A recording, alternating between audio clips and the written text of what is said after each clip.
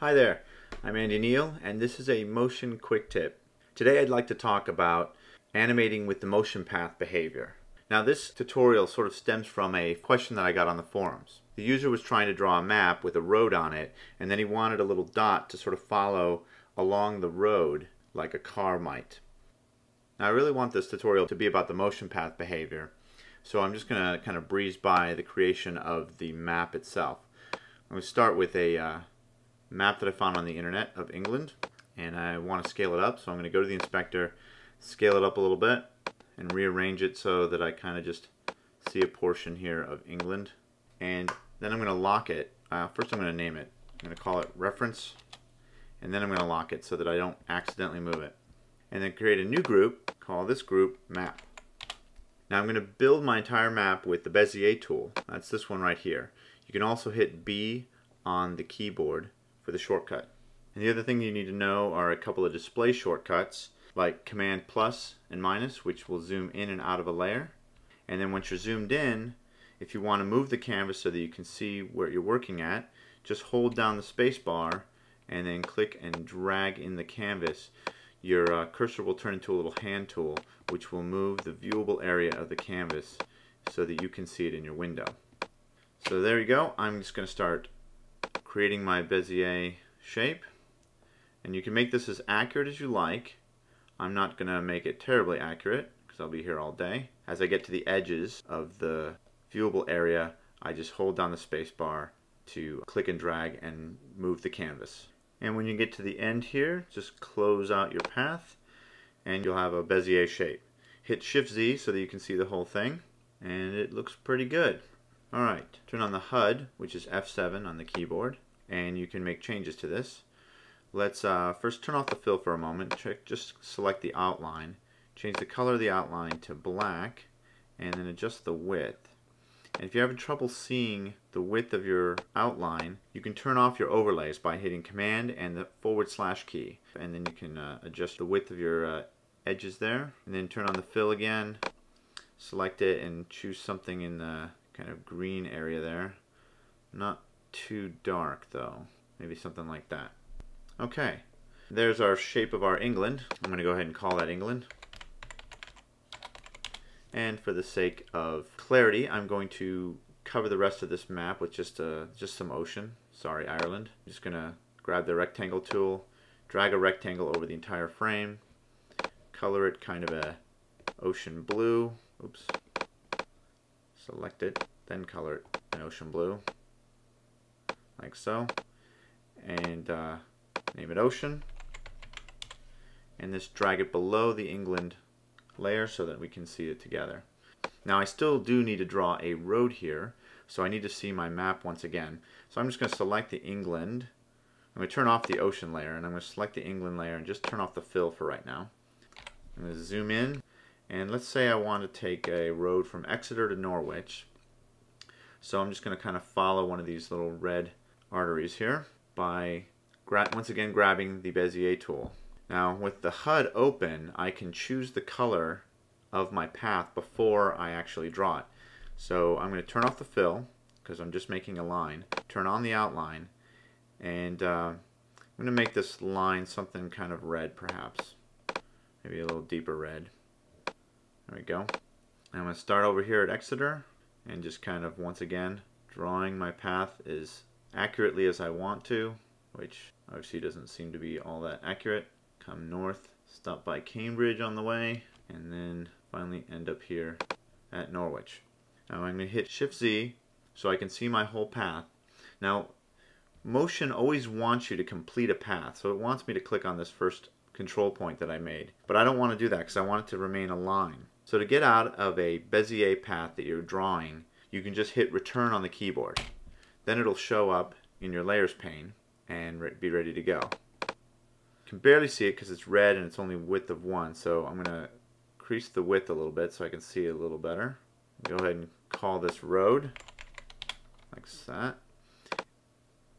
What's left is I need to create a little starting point, ending point, so I'm going to do that by clicking on the shape tool and selecting the circle tool. And right now it's set to outline, and this is one I'm going to need a fill for, not an outline. I'd like the color to be the same red as the road, so I'm going to use the color picker here and just click on the road there. Then holding Option and Shift down on the keyboard, I can click and drag, make a perfect circle that draws out from the center. Perfect. We'll name this circle Exeter, and then to get the other circle, we'll just select it, hit Command D on the keyboard to duplicate it, and drag it over here, and name it Norwich.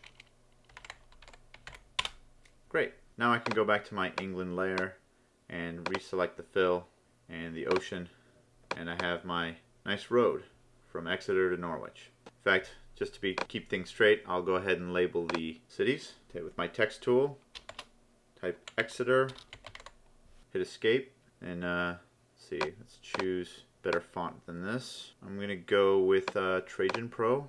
Bold is good. Probably need to size it down a bit. Maybe make this color black. Might look a little bit better. There we go. Now that I got this one as I like it, I'm just going to once again duplicate this layer, move it over here, and then in the Format tab of the text, I'll just change the name to Norwich here in the text box. And I can move it adjusted how we need. Okay, there's our map. Let's create a new group, and this will be, we're going to call this car, even though it's not going to be really a car, it's just going to be a representation of a car traveling on a map. And let's go to the Library tab, and down on the Content folder there's a folder called Particle Images. Click on that, and you'll see there's a lot of really great little images inside here. Images, movies, other types of elements that we can use. And I kind of like this one called Aquaball. Just drag it up into the car group, and you see it's a kind of a round translucent ball. So I'm going to go to the inspector and scale it down a bit, and then move it so it's kind of on top of our original dot. Maybe scale it a little bit further down. So now I need to move it. With the Aquaball selected, go up to Add Behavior, Basic Motion, and choose Motion Path. Now if I turn on my overlays, which was Command / and I zoom out a little bit, where the default animation for the motion path behavior is just kind of a lazy move to the right. I have 2 points, a starting point and an ending point, and I can move these, so I could place this way up here by Norwich so that it at least ends in the right spot, but it's not following the road by any stretch of the imagination. The behavior is also the entire length of the project, so I don't really want that. I'm going to make it about 4 seconds or so. Just place the playhead at the 4-second mark, and then hit O on the keyboard to shorten the motion path to that point. Hold down Command Option and hit O to make the play range at that point as well. So right now if I play through, it's just kind of going in a straight line. I'll zoom in here. It's just kind of going in a straight line from Exeter to Norwich.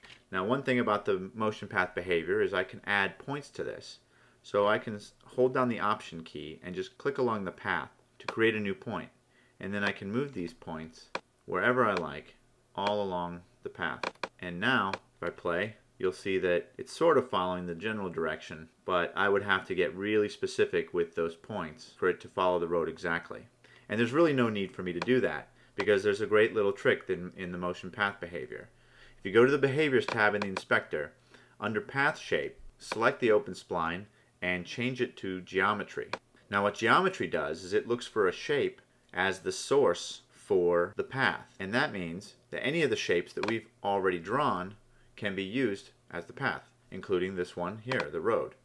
So make sure that the motion path behavior is selected, and then drag the road layer into the shape source. Now the animation for the motion path will be exactly the same as the road. Perfect. One last thing we can do is right now this animation is pretty constant, and that's because the speed is set to constant as a default.